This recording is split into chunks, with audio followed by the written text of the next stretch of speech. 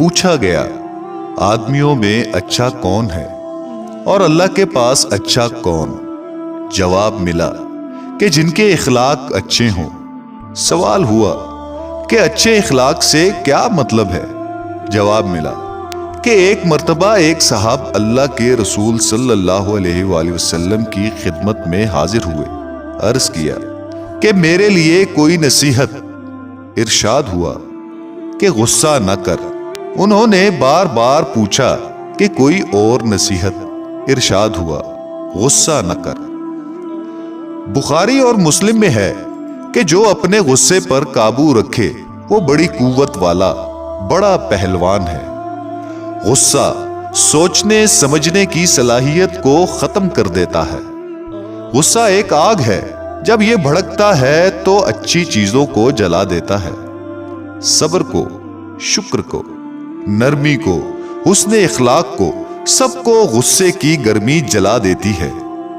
امام بہقی کی روایت ہے کہ ایک مرتبہ سرور کونین صلی اللہ علیہ وآلہ وسلم سے پوچھا گیا کہ اللہ تعالیٰ نے انسان کو جو کچھ عطا کیا ہے اس میں سب سے بہتر عطیہ کیا ہے؟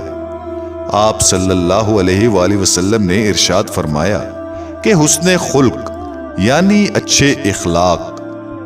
موطا میں ہے کہ حضرت معاذ بن جبل کہتے ہیں کہ جب وہ یمن کے حاکم بن کر جا رہے تھے تو جو آخری بات اللہ کے رسول صلی اللہ علیہ وآلہ وسلم نے ان سے ارشاد فرمائی وہ یہ تھی کہ معاذ دنیا والوں کے لیے اپنے خلق کو اچھا بنا۔ جس کا اخلاق اچھا ہوگا وہ احسان کرنے والا ہوگا۔ اسی لیے ایک موقع پر اللہ کے رسول صلی اللہ علیہ وآلہ وسلم نے ارشاد فرمایا کہ مجھے تم میں وہ شخص سب سے زیادہ محبوب ہے جس کے اخلاق سب سے زیادہ اچھے ہیں۔ ہمارا دین خوبیوں کا دین ہے، اس میں حسن و جمال ہے، نرمی، محبت، خوش اخلاقی، ایثار، کئی ایسی باتیں ہیں جن سے ایک دلکش شخصیت بنتی ہے۔ سوچئے وہ کیسے مسلمان ہیں جو ایک دوسرے کو گالی دیتے ہیں، ایک دوسرے پر لعنت بھیجتے ہیں۔ اپنے کٹر سے کٹر دشمن سے بھی اللہ کے رسول صلی اللہ علیہ وآلہ وسلم نے حسن اخلاق سے بات کی، اور دین کے بڑے سے بڑے دشمن کو بھی آپ صلی اللہ علیہ وآلہ وسلم نے اور آپ صلی اللہ علیہ وآلہ وسلم کے صحابہ کرام نے لعنتوں پر نہ دھرا۔ معلوم ہوا کہ حسن اخلاق اسلام کی نشانی ہے اور بد زبانی یا بدگوئی شیطان کی چیلوں چانٹوں کا طریقہ ہے۔ یہ بات واضح ہے کہ جو ایسا کرتے ہیں وہ منافق اور فاسق و فاجر ہو جاتے ہیں۔ ترمذی اور ابو داؤد میں حضرت ابو دردہ کی روایت ہے کہ قیامت کے دن مومن کے ترازو میں جو نیکیاں رکھی جائیں گی ان میں سب سے زیادہ وزن حسن اخلاق کا ہوگا۔ اللہ تعالیٰ گالیاں دینے والے اور بےہودہ بکواس کرنے والے کو اپنا دشمن سمجھتا ہے۔ مسلمانوں کو تنگ کرنا، ان کے بزرگوں کو گالیاں دینا، قابل احترام شخصیتوں کی پگڑیاں اچھالنا، انہیں کافر کہنا، ان پر لعنت کرنا ایسی بدخلقی ہے کہ ایسا شخص اللہ تعالیٰ کا دشمن بن جاتا ہے۔ چنانچہ ابو داؤد اور بہقی میں حارثہ بن وہب اور اکرمہ بن وہب کی روایتیں ہیں کہ بدخلقی یعنی بری زبان والا اور لعنت کرنے والا بخیل اور بدگو کبھی جنت میں داخل نہ ہوگا۔ اسلام میں لطف اور مہربانی، شرافت اور خوش مزاجی کا بڑا مقام ہے۔ اس لیے حضور اکرم صلی اللہ علیہ وآلہ وسلم نے ایک مرتبہ سیدہ عالم ام المومنین حضرت عائشہ رضی اللہ تعالی عنہا سے فرمایا کہ اللہ تعالی لطیف اور مہربان ہے اور لطیف و مہربانی سے محبت رکھتا ہے۔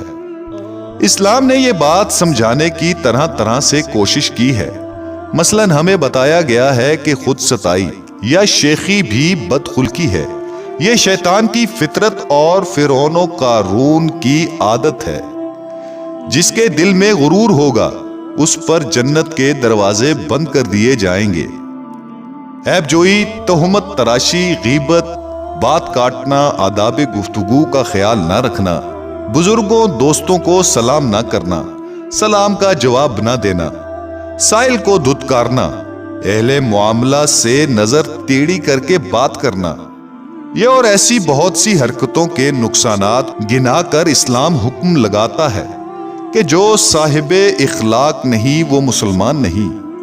امام بہقی نے لکھا ہے کہ ایک مرتبہ حضرت عمر رضی اللہ تعالی عنہ نے مسجد نبوی میں خطبہ دیا تو فرمایا کہ دوستو، تواضع یعنی نرمی اور محبت اختیار کرو۔